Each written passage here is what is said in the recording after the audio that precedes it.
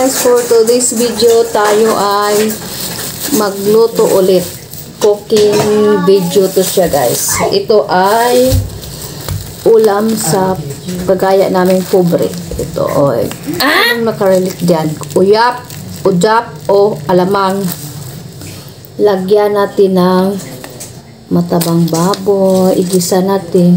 Siyempre may sibuyas, may bawang, at ito yung magpa-ano guys, yung parang yung taba ng baboy, ito ay mag-complicate dito sa kamyas para suyupon niya para yung taba mawalan. At saka lagyan din natin kamatis. Igisa natin guys, yung tawag dito ay uyap na, gisadong uyap na may baboy at ibang sangkap.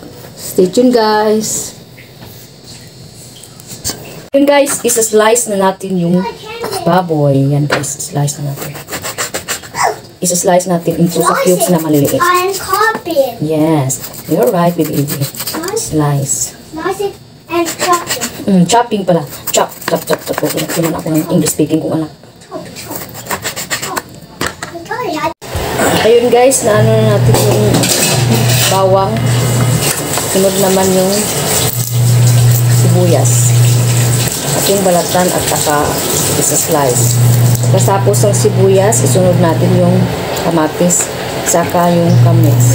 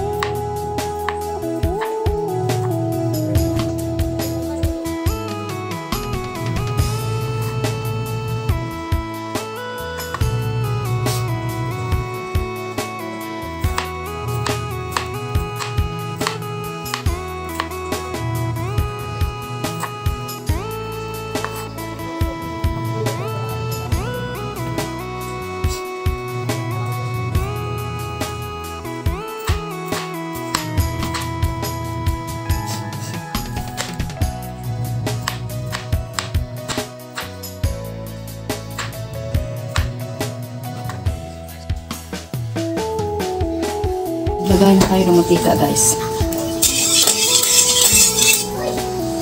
Isunod natin ay ang bawang.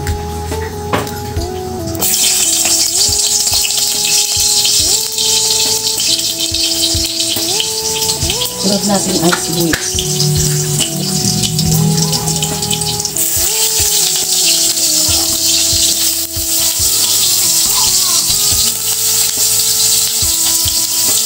Madaldal na talaga yan.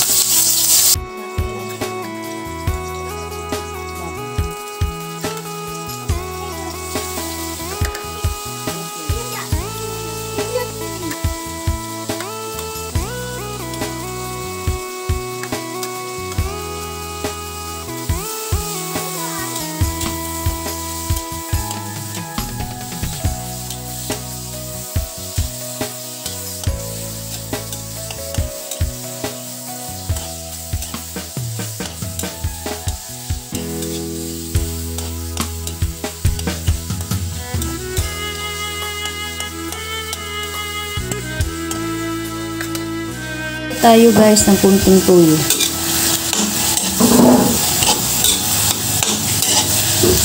para yung mismong baboy may lasa siya, kasi yung uyap dito ilawan ko kung maano ba to, maalap. Masarap talaga yung uyap sa Visayas, uyap o alamang ito.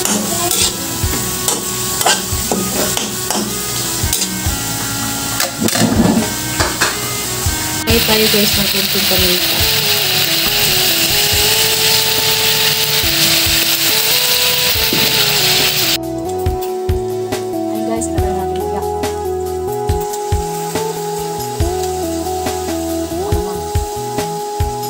tawag pala dito ito, pinagutungan. Tulad yan ng lata, nilagyan nila ng kamyas. At dito sa iba ang isa. Sarap.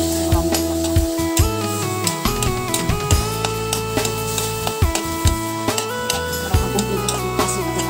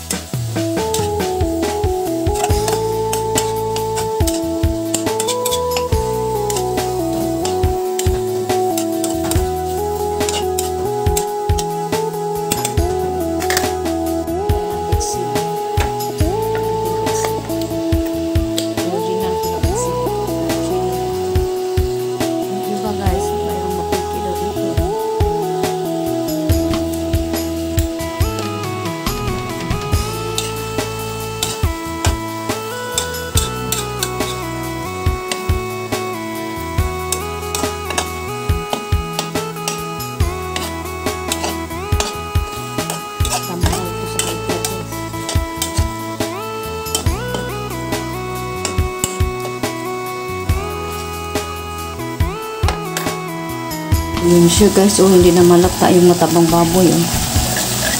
Na-blend siya, oh.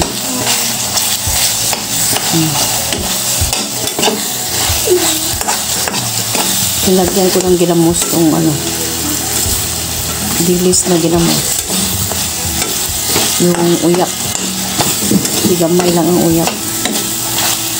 Sunod naman ay ilagay na natin ang yun ang makapag-complement sa kanya, iba o kamyas.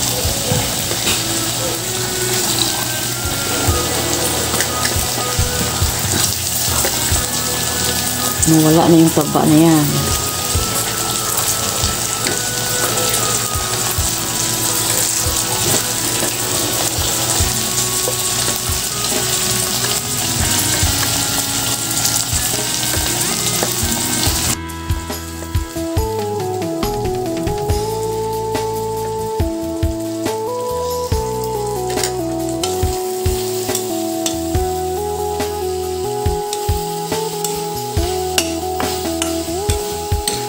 At tinamos na nilagyan ng taba ng baboy.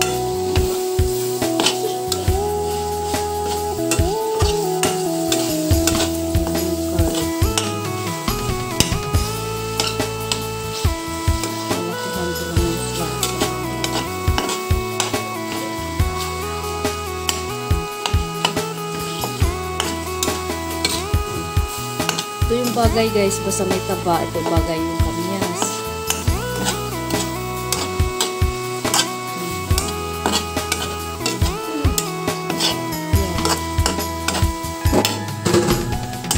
I-complement yung taba at saka asin.